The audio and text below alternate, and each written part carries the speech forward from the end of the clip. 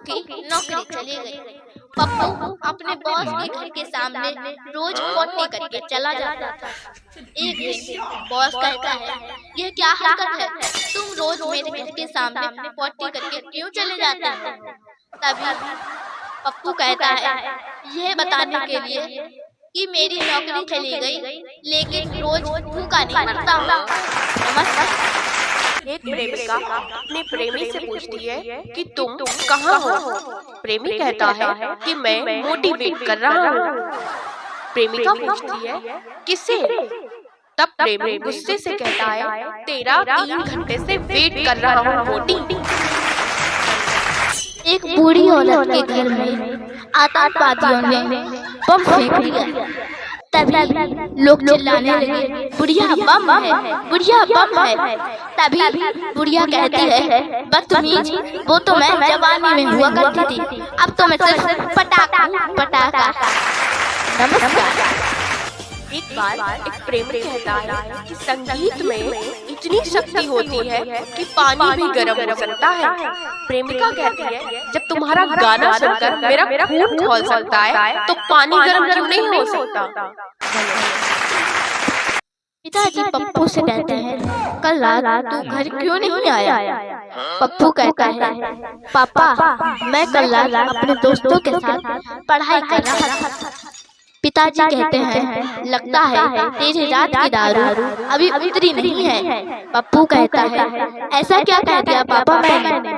तभी पिताजी कहते हैं, कमीने, तेरी पढ़ाई छूटे हुए अभी 4 साल हो चुके हैं, अब तू नौकरी करने जाता है। नमस्कार। एक बार टीचर पप्पू से कहती है, बताओ पप्पू, 1000 के बाद लाख आता है, लाख के बाद करोड़ आता है और करोड़ के बाद अरब आता है। अब बताओ अरब के बाद क्या आएगा? पप्पू मुस्कुराते हुए कहता है, मैडम जी, अरब के बाद ईरान आएगा। धन्यवाद। एक बाप बेटे से कहता है कि बेटे, मैंने तेरे लिए एक लड़की देखी है, वह बहुत गुणवती, रूपवती और सरस्वती है। तभी बेटा कहता है कि लेकिन पापा, मैं तो किसी और से प्यार करता हूँ और वो गर्भवती है। नमस्कार। टीचर सभी बच्चों से कहते हैं कि आज सभी बच्चे ये बताएंगे कि उनका जन्म किस स्थान पर हुआ। टीचर सबसे पहले पप्पू को खड़ा करके पूछती है, बताओ पप्पू, तुम्हारा जन्म स्थान कहाँ है? पप्पू कहता है, मेरा जन्म तिरुवनंतपुरम में हुआ था। मैडम कहती है, तो तिरुवनंतपुरम की स्पेलिंग बताओ। पप्पू कहता है, जी मैडम जी, मुझे लगता है कि शायद मेरा जन्म गोवा में हुआ था, मैं भूल गया। धन्यवाद। एक बाप बेटे से कहता है कि बेटे, मैंने तेरे लिए एक लड़की देखी है, वह बहुत गुणवती, रूपवती और सरस्वती है। तभी बेटा कहता है कि लेकिन पापा, मैं तो किसी और से प्यार करता हूँ और वो गर्भवती है। नमस्कार।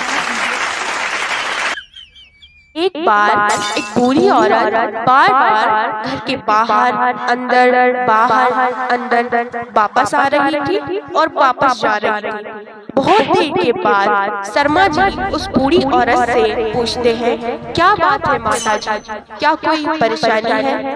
बूढ़ी औरत कहती है, नहीं बेटा, मेरी बहू अंदर टीवी से देखकर योगा कर रही है, उसमें बाबा रामदेव कह रहे हैं कि सांस को बाहर भेजो और अंदर खींचो, बाहर भेजो और फिर अंदर खींचो, इसलिए। धन्यवाद। एक छोटा सा बच्चा अपने पापा से कहता है कि पापा, ये पत्नी क्या होता है? पापा कहते हैं कि ये पत्नी उस शक्ति का नाम है जिसके घूरने से ही टिंडे की सब्जी पनीर जैसे लगने लगती है। धन्यवाद। गोलू कहता है, कल मैंने रॉकेट छोड़ा और तू सीधे सूरज में जा टकराया। गोलू कहता है, फिर क्या हुआ? भोलू कहता है, फिर क्या, मेरी बहुत पिटाई की। गोलू कहता है, किसने मारा? भोलू कहता है, सूरज की मम्मी ने। नमस्कार। एक बार बार पापा पप्पू से बोले कि लड़की वाले देखने आ रहे हैं, उनके सामने लंबी लंबी फेंकना। पप्पू कहता है ठीक है पापा। जब लड़की वाले देखने आते हैं तो पप्पू पापा से कहता है पापा जरा चाबी देना, ट्रेन धूप में खड़ी है, उसको अंदर कर दूं। नमस्कार। एक बार पापा पप्पू को डांट रहे थे, कह रहे थे कि तुझे धनिया की पत्ती लेने भेजा था और लेके आया पुदीना। तुझे पुदीना और धनिया की पत्ती में फर्क नहीं दिखता? ऐसे बच्चों को हमारे घर में रखना अलाउ नहीं है, चल निकल जा मेरे घर से। तभी पप्पू कहता है कि पापा आप भी मेरे साथ चलिए। पापा बोलते हैं क्यों, मैंने ऐसा क्या किया, मैं क्यों जाऊं?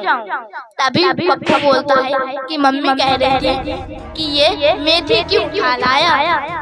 नमस्कार।